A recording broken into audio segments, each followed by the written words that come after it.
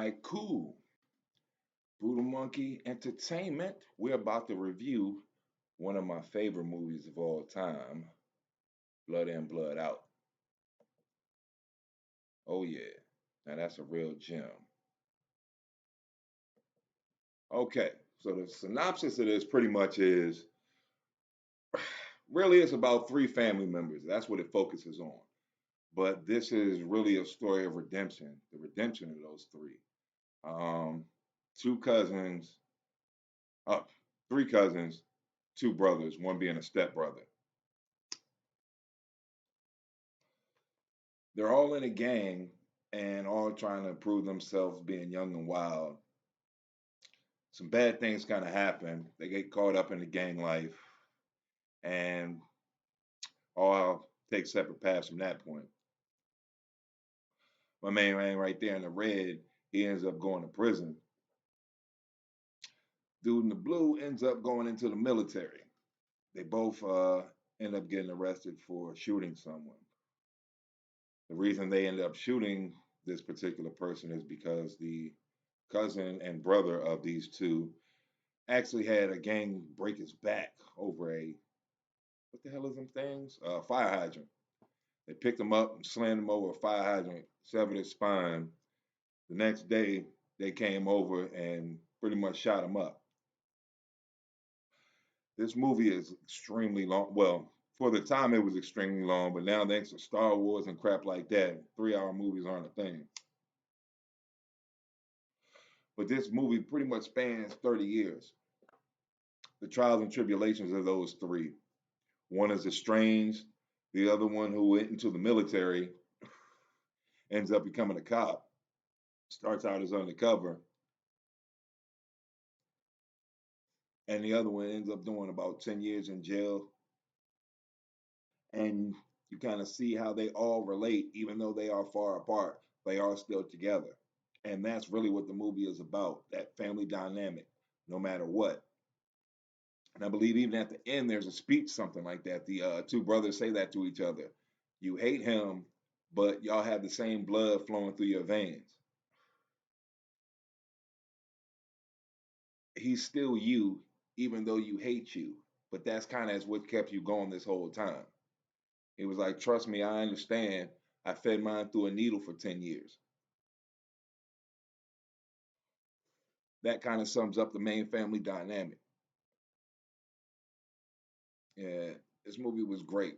There was a lot of great lines in here. So I'm going to get to some of the good parts for me. Now, this was the first appearance I ever saw of Danny Trejo. I believe this might be his first film appearance. There's only let's see, once they get into prison, I believe there's only 3 to 4 actors. The rest of these are inmates who were in San Quentin, and you get some amazing roles in here. I believe Danny Trejo was an inmate while this was being filmed, and that was kind of his filming debut. But man, you get some amazing performances, some amazing plot twists, some amazing rising to the occasions. Someone trying to come up from everyone's trying to come up from out the shadows of someone else. And that's kind of what this movie is about. I said again, redemption, the realism, the situations, the acting portrayals, they all seem true. Once this, yeah, my man gets out of jail, he tries to put it back together and he cannot go straight. He tries his best, but the straight way, because he's on parole, keeps messing with him. So he turns back to the streets, and I'm going right back into San Quentin.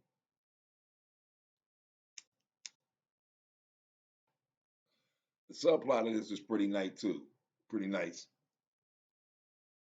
They start out they start out as a street gang, but once he goes into prison, he gets into a real prison gang. And you start to see how the prison really runs the streets. Now, to me, American Me came out around the same time, and that's more so focused, I think, on the gang side of it, and this more so focused on the individuals and the family side of it. This had a very satisfying ending. Yeah, my man there, I forgot he was on like SCU or something like that, CSI. Yeah, CSI Miami or some crap. But you got some great actors in here. I totally believe it. We lived this movie when we first saw it. Oh my goodness. The characters are amazing. Big Al. Once you see this movie and he gets into prison, you'll see how hilarious this character really is. Come on over here, sweetness. I see a ray of sunshine over all that darkness. Oh man, the one-liners are totally ridiculous. The bad part I will say is the time of this, but I think to tell a true story with this kind of magnitude, it's going to be hard to get it under 2.5 hours. I mean, this was riveting. They take you in depth of everyone's life, how it turns out from just the beginning, trying to belong, be something. You're stuck, blood in, blood out.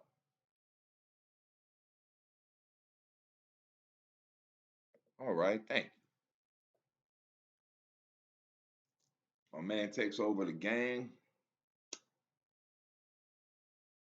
and plans one of the most vicious prison massacres in 20 years. So, I mean, the deception, the deceit, the plot twist. This movie is definitely worth watching. It's so many emotional payoffs, and that's something you don't get nowadays. You just see guys being guys and doing what guys do, for better or for worse. Take it or leave it. It's blood in and blood out.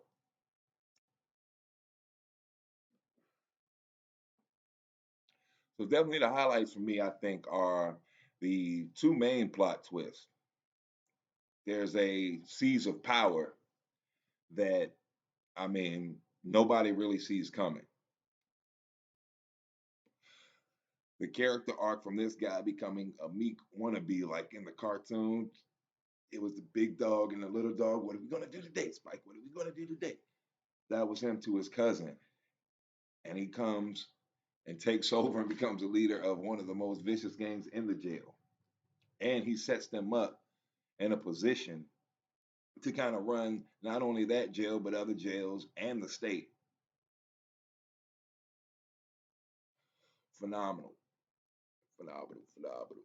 Let me go ahead buck this joint out a little bit for you. So there we go.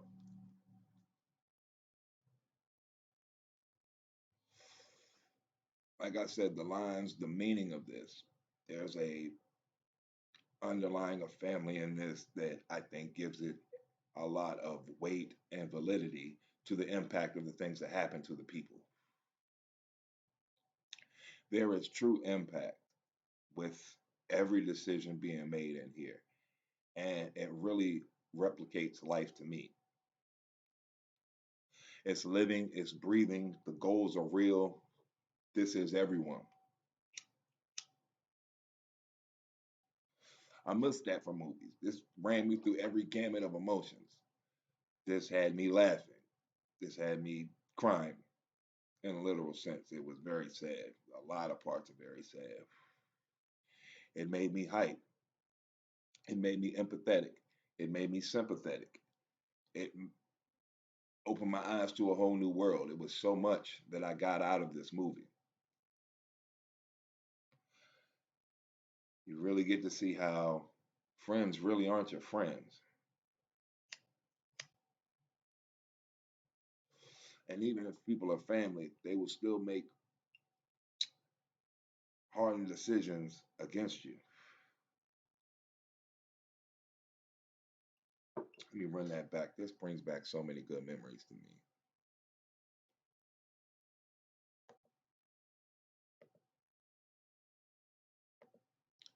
There we go. I'm shrink the cell. Shrink the cell file. Sorry about that. There we go. Hook myself up a little bit. Yeah, there we go. La Onda forever.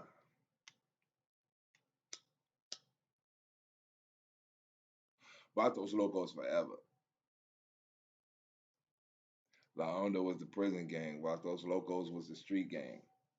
And I mean, you feel for it. Some of the realest portrayals I've really seen in a movie. Not as graphic as American Men. I'm glad they spared me, and especially the dinner scene. I mean, the prison kitchen scene. This is just pure about the characters and the situations and what they can really do. There's bank robberies, there's gang retaliations, there's murder multiple times, there's grenades, there's guns, there's gangs, there's cars, there's chicks, there's weed, there's alcohol, there's tattoos. Nothing bad you can say about this movie. Well, except the runtime, maybe, but this is definitely a movie I would say is a must see if you're any kind of movie buff, especially for a movie nowadays. The way movies are nowadays, I should say. Terrible, terrible, terrible. This makes you feel the highs. This makes you feel the lows. This just takes you on a journey. About those locos forever. We out of here.